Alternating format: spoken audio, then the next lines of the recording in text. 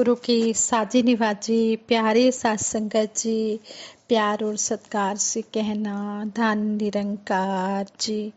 बोलिए सतगुरु माता सुदीक्षा सविंदर हरदेव जी महाराज की जय।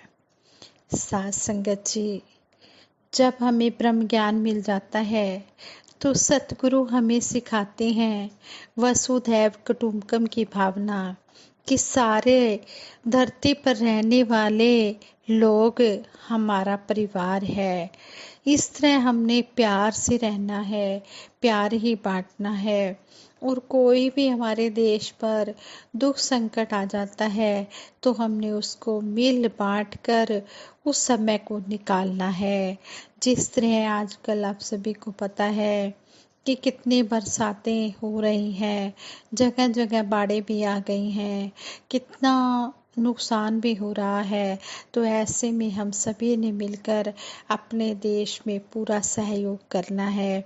ऐसे ही संकट में हो हम सबका साथ। ऐसे ही दासी एक स्टोरी आप जी के चरणों में शेयर करने जा रही है।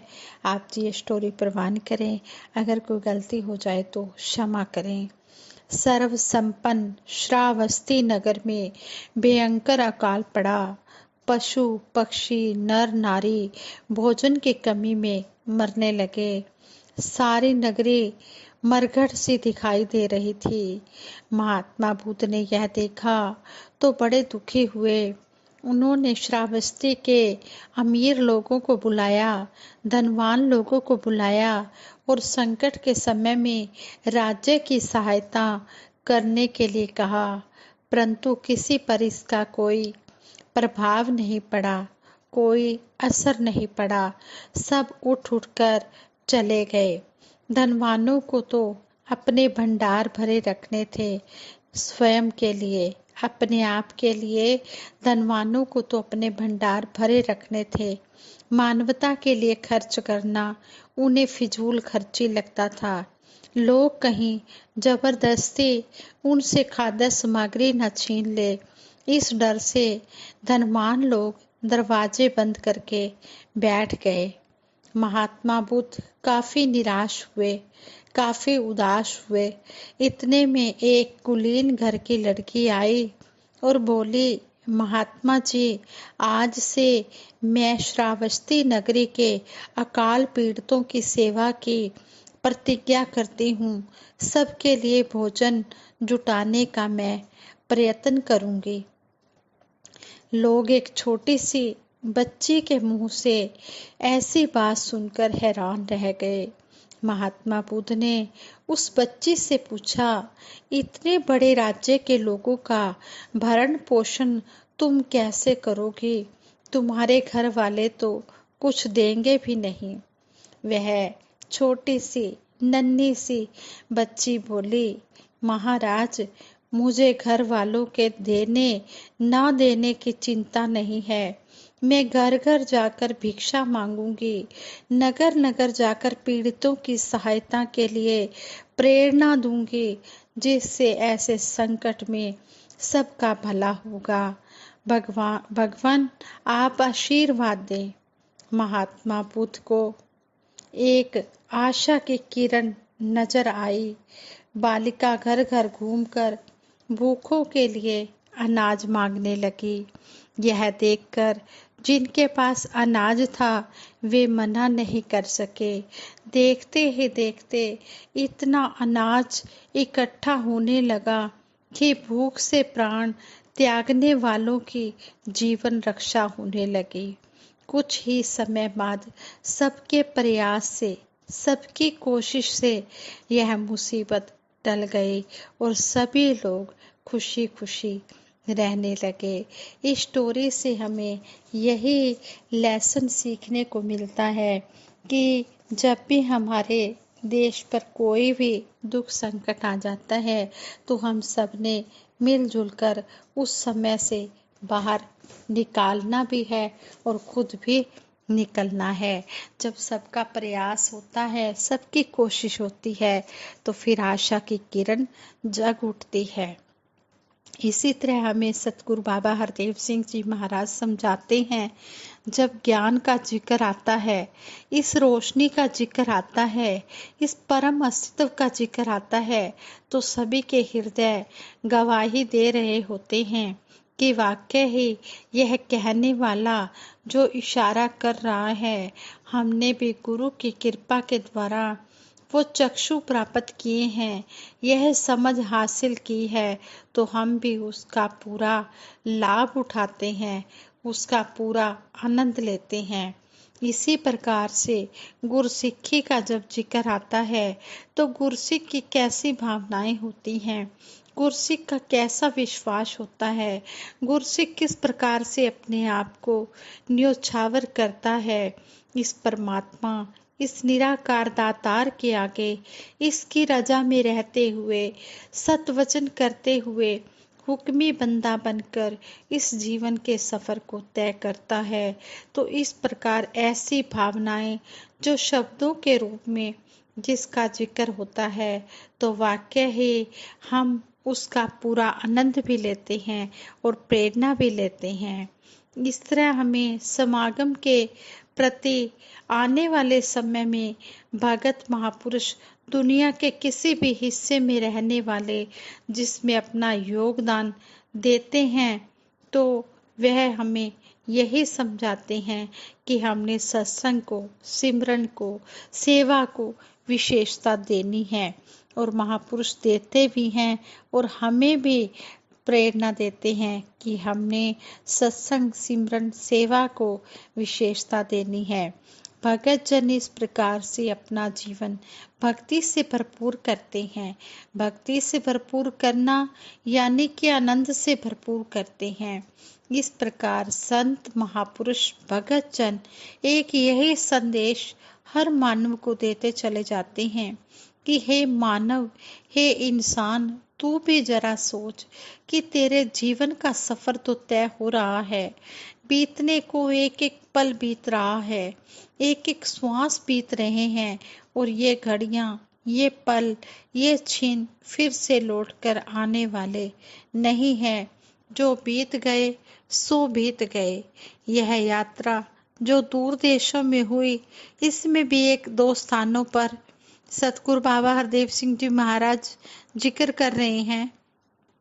सतगुरु ने समझाया कि संसार में कोई भी इतना अमीर नहीं है जो अपना अतीत खरीद सके।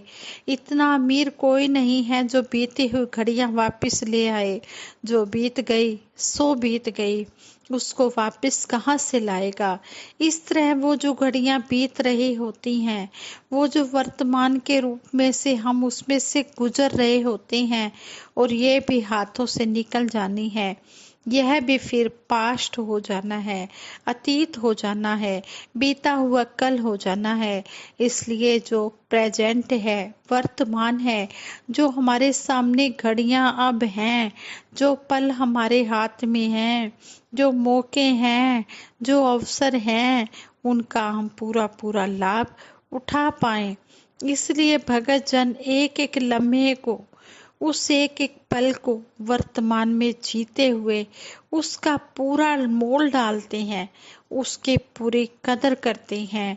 वो हर समय पल क्षण, हर पल हर क्षण भक्ति में बिता देते हैं, सेवा के प्रति योगदान देते हुए, इस निरंकार की महिमा गाते हुए, इसका एहसास करते हुए, इसका गुणगान करते हुए, सत्संग करते हुए, इस प्रकार निरंकार दातार की मिलजुल कर भक्ति करते हुए संत, महापुरुष, भगत जनों ने युगों युगों से ये भाव अपने भी बनाए रखे और औरों को भी यही प्रेरणा दी। जब भगत इस प्रकार से समर्पित होता है, वो अपना तो उद्धार करता ही है, अपनी सोच, अपनी भावनाओं को तो शुद्धता देता ही है, साथ ही निष्काम भक्ति करते हुए, सेवा, सिमरन, सत्संग करते हुए उपकारी भी होता है। वो उपकार करना भी जानता है, दुनिया भर में ऐसी देन देना चाहता है और दुनिया में जागृति लाना चाहता है। जो जागृति स्वयं को मिली है, वह चाहता है कि दुनिया भी इस गफलत की नींद से उठे और हर कोई हकीकत का जानकार बने, वरना तो सारी उम्र बीत जाती है, हकीकत से सामना ही नहीं हो पाता। यह अमोलक जन्म यूं ही बीत जाता है। महात्मा परोपकारी होते हैं, ये उपकार करते हैं हर इंसान एक जागृति को प्राप्त करे, यह जाने कि सच्चाई क्या है, हकीकत क्या है। झूठ को सच्चाई मानकर सारी उम्र बिता दी जाती है। जो हकीकत होती नहीं है, जो सच्चाई होती नहीं है, उसी को लोग सच्चाई मान लेते हैं। जैसे सिंपल से वर्ड्स में जो सिंपल से एग्जाम्पल कि सारी उम्र कांच को ही हीरा मानकर चलते रहे, सत्य था नहीं, सत्य जीवन में आया नहीं था और झूठ को ही सच्चाई मानते रहे, यानी कि कांच को ही हीरा मानते रहे। जब वो नजर मिल गई, जोहरी का संग मिला, जोहरी ने नजर दे दी, तो मालूम पड़ा कि कांच को ही हीरा मानकर चल रहे थे। अब ऐसी नजर जोहरी ने दे दी है कि देखते ही पता चल गया कि यह तो कांच है। जब तक वो हीरा परखने वाली नजर नहीं मिली थी, तब तक तो इस भ्रम में रहे। इस प्रकार संसार के इंसान भी हकीकत और सच्चाई से अनजान रहकर इस जीवन के सफर को तय करते चले जाते हैं। इसका रिजल्ट ना अपना कुछ बना, दूसरे का तो क्या बनना था। भगत जन उपकारी होते हैं, ये जहाँ स्वयं को जागृति प्राप्त करते हैं, वहीं संसार भर में भी ऐसी जागृति लाने के लिए कोशिश करते रहते हैं। यही उपकार करते चले जाते हैं कि हर एक इस सच्चाई का जानकार हो जाए और इस तरह सच्चाई से जुड़कर अपने जीवन को सफल कर ले, जिसके लिए यह मानुष जन्म मिला है। सच्चाई क्या है, इस बारे में समझाया जाता है।